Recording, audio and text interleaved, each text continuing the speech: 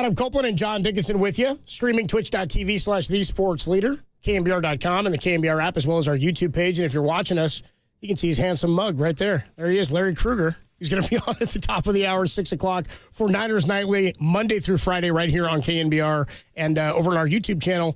Larry, it felt bad yesterday when we talked to you on, well, we didn't talk to you on the postgame, but after the game, I think everybody was feeling pretty crappy about the way things went down, especially considering how good they were week one. And now we find out Deebo Samuel at the next couple of weeks. Not good for this Niner offense, Larry. No, especially since Trent Williams, took the summer off, and he got burned for a couple sacks, and Ayuk took the summer off, and he hasn't done anything in the first couple weeks, and you badly need Deebo out there. But yeah, they used him heavy in week one. I didn't see the injury. I guess it happened late in the game, but it sounds like he's going to miss a couple weeks. And man, no CMC, no Deebo. Trent's not quite the same. Ayuk's not quite the same. It's going to be a struggle, but at least they get the wounded Rams next week, which should be easy. Who becomes the go-to guy then, Larry, on offense with the number one and number two options in Kyle Shanahan's mind? The safety valves, really, the way the whole offense is built is around CMC and Deebo to be the guys that you go to in tough situations. Who does the onus now fall on to step up and step in here? Well, I think it's got to be, a run-heavy game plan. I think you obviously it's week to week. It's a week-to-week situation. You kind of monitor who you're playing and what they're bringing to the table. But if you looked at the Rams in the first 2 weeks of the year, the Rams right now are hurting. Obviously, Aaron Donald retired. Raheem Morris left. And then they spent $50 million upgrading their offensive line in the offseason. And then immediately those guys got hurt. Then they got to camp this summer, and their top inside backer, Ernest Jones, who had like 150 tackles last year, said, I want out, and they traded him to the Titans.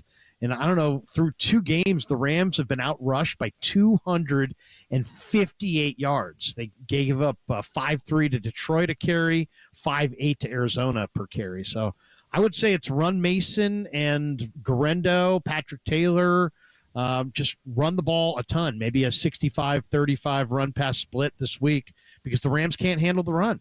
JD just asked me, Larry, who's your third receiver now? If Jennings is going to slot in there as the 2 with Ayuk, and you really need Ayuk to start rounding into form. I mean, this is what you're paying him for, and we kind of anticipated there'd be a slow start. But 2 $30 million receivers on the field yesterday, one of them looked like it, and one of them didn't really show up. In terms of who the third receiver is, I was saying Conley. Do you have a thought or a take on who that could be? No, I think you're right. I think you're absolutely right. Now, I think the better answer would be Cowing, but Cowing I don't think's ready. Yeah. He had a bad muff punt. Luckily for him, Isaac Yiadom fell on it. But, Jacob's a small guy. He probably, needs to adjust to the NFL. I think the safer play is probably to go with Conley. And Conley, I'll say this, Conley is ready for this opportunity. He knows the offense. He's been in it for a while. He's ready to assume a larger role. But I think it should be Cowing because I think Cowing is the guy they need to create that room. The one thing that jumped out to me, my number one takeaway, I watched the game. Then when I rewatched it, all these people complaining about Shanahan, all these people complaining about Brock Purdy, there was no separation between the Niner receivers and, there was no separation between them and the defenders. I mean, at all day. 49ers got very little separation. And my son put this out earlier today, and he's right. Through 2 weeks, the Niners offense is averaging the lowest target separation in the NFL. Lower than the Panthers, who are horrible. They're 32nd in the NFL, only 2.9 yards of separation on average. It's mind-blowing when you think they were 13th in this category a year ago, and they basically have the exact same guys. Well, and you look at Brandon Ayuk is even below that. He's at 2.21 yards of separation, and so that's a problem. I mean, in big time, and so how do you fix that? I guess is the question I'd have for you, Larry. I mean, I think you got to you got a roster spot to potentially fill. I think you got to look for some speed. 2, I think you maybe gotta accelerate Jacob Cowing and see if you can get him out there. 3, you might want to flex out Garendo and get creative, because Garendo was a high school, receiver, and probably has more natural movements as a receiver than as a runner, and he runs in the 4.3s. But yeah, I mean, you're right. It's a problem that is not. It doesn't go away easy. Maybe when they can add Ricky Pearsall at some point, he's a legit 4.4 guy. Maybe that will help. But Purdy's stat, which was completion percentage over expectation, he was second best in the NFL after 2 weeks to Kyler Murray. So he's doing okay, but they're not getting any separation at all. And it's making almost every throw that he makes a kind of a contested potential interception. Talking to Larry Krueger here, nice enough to join us. He does so every week, and you'll hear him at 6 o'clock, Niners Nightly. You can watch him on YouTube as well as the Krug Show. As I say, I'd say once an hour every day, Monday to Friday, a new episode of the Krug Show drops with frequency. So if you missed the last hour, catch it up like an hour or two later. He'll get you more on the updates with the 49ers. In terms of the Niner red zone offense, that's maybe more of a concern. They did put together 2 long drives yesterday, Larry. Not a bunch of like 50-plus yard drives, but they did have the 88-yarder and the 99-yarder. Relative to what we saw, or in conjunction with what we saw week 1, 6 field goals kicked, which you go, all right, you beat the crap out of the Jets. You put up 30 points, no big deal. However, there are numerous opportunities they've had already where they have not punched it in for pay dirt and gotten 6 points. How much of the red zone scoring is A, something you're paying attention to, or B, concerned about, considering they don't have McCaffrey? Here's a guy who scored 21 touchdowns last year. Yeah, I mean, I think that's a big part of that right there. I think he's the reason they were, 2 for 10 on third downs conversions. I mean, they've leaned on him. I mean, let's be honest, guys. Even going back to the beginning of the McCaffrey run with Jimmy, once you have McCaffrey, it's like you can look downfield and then nothing. Oh, check it down to Christian, and he's going to get those yards for you. And sometimes, just at the last second. And Jimmy really relied on him before he went down, and Purdy has as well. So, yeah, that's a huge one. Not having Christian on those third downs impacts things dramatically. This game, though, I also thought was a unique game because Minnesota, I mean, Kyle kind of laid it out there today when he talked to us. He's like, Minnesota, on every single play, they put so much pressure on the quarterback because they're either going to rush 3 and drop 8, rush 4 and drop 7, but they rush 5, they rush 6, they rush sometimes 4 and leave guys like hovering, like in that kind of in-between zone where they could be like delayed blitzers. And on every single route, Brock Purdy's got to decide against a team like Minnesota, where's the hot route? Right? Are they rushing 5? Do I have to find the hot route? If not, they're dropping into these zones, and they play their zone pretty well. Now I got to hunt and find. I got to go through some progressions, scan the field, and find the soft spot or the weakness in the zone. And the Niner O-line didn't give them enough time to do that. I thought the Vikings defensive ends had some fantastic rushes in the second half of this game. But that's going to be a big one right there. It's like if you without CMC, third down and red zone, you're going to have to come up with some new plans. How did you mentioned Trent Williams a little bit. You touched on the offensive line there for a second, but what did you think overall of the play of the offensive line? Pooney's first game on the road in a hostile environment. What did you think of him? Brendel has taken a lot of flack the first couple of weeks of the season. What did you see from the 5 up front? Well, I mean, Trent, as I said, didn't have his best day. Purdy got burnt. Purdy, got sacked 6 times, and there were people that watched that and were like, all 6 of them were on Brock. But when you really watch it again, they really weren't all 6 on Brock. I mean, the first 2, he ran up to the line of scrimmage. They were first and second down plays, and he got back to the line of scrimmage. One time, Van Ginkel got him 1 yard before, so it's a sack. But I thought Trent had problems in this game. I mean, there was a couple times where Pat Jones, the second, blew right by him.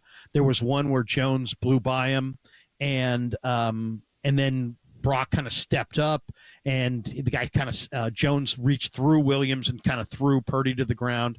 Brendel had the lowest grades of anybody, I think, if you go look at the PFF grades. Dominic Pooney had the lowest PFF run blocking grade, so he had a phenomenal week 1 against the Jets, but he came back to earth in week 2. I would say McKivitz and Banks were about par for the course. But, yeah, the Niner offensive line, I think it's safe to say, guys, is a much better run-blocking offensive line than a pass-blocking offensive line. Then you cook in the noise and the blitz packages and the zones, and it just – there's a lot there. I thought overall they did a decent job, but 6 sacks is 6 sacks. I mean, that's too many.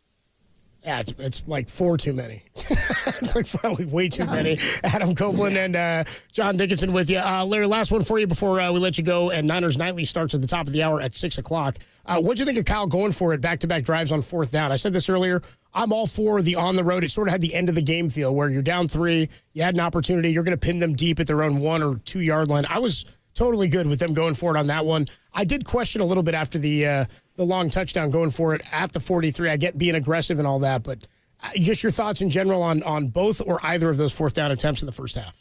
Well, I'm kind of in lockstep with you, Copes. I mean, I like the one on 4th and goal from the 2. Purdy's pass was deflected, but I like the aggressiveness there because you're sitting there going, okay, are they going to go 99 yards on us? Of course, 2 plays later. You're unlikely, saying, hey, really, but yeah. Hey, they just went 99 yards on us.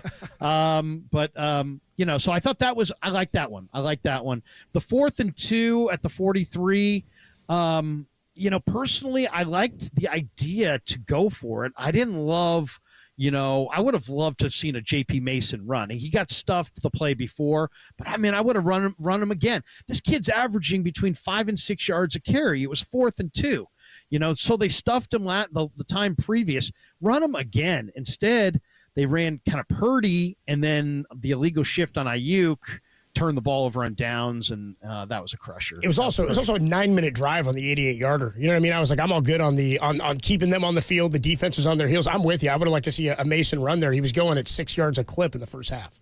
The only other thing I would say, and I'm not one of these people that just gangs up on Shanahan. The idiocy of like, fire this guy. I mean, seriously, and people lose their mind. It's insane. Yeah.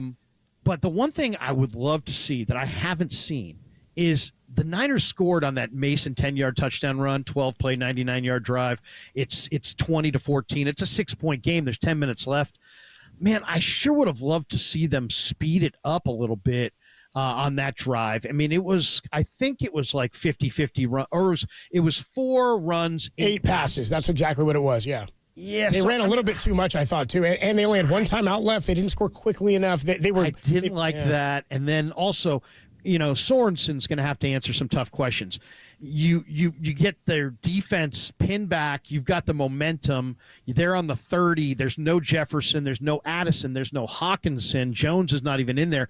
And you let them go 14 plays, 6.5 minutes down the field and go up 23-14, 2 scores. I mean, I think some of those calls, there were 3 third downs there that I think we got to ask Sorensen about. Yeah, and by the way, Mike Silver did put out a comment or a quote from Sam Darnold as he was leaving the locker room yesterday. He said, quote from Darnold on the 97-yard pass, "They were showing man and bluffing zone." He said, "I worked against those guys all last year in training camp, and I saw that a lot. I was ready." So, I mean, again, we maybe made too little of what Sam Darnold knew of this defense. D. Lenore said he has a history of giving me the football, but he put one over the top across 2 young DBs, or 2 young safeties, I should say, in Odom and in Jair Brown, and they came away with a touchdown. Larry, have a good night tonight. Niner Nightly up at 6 o'clock. We'll talk to you later. Sounds good. All right. Adam Copeland, John Dickinson.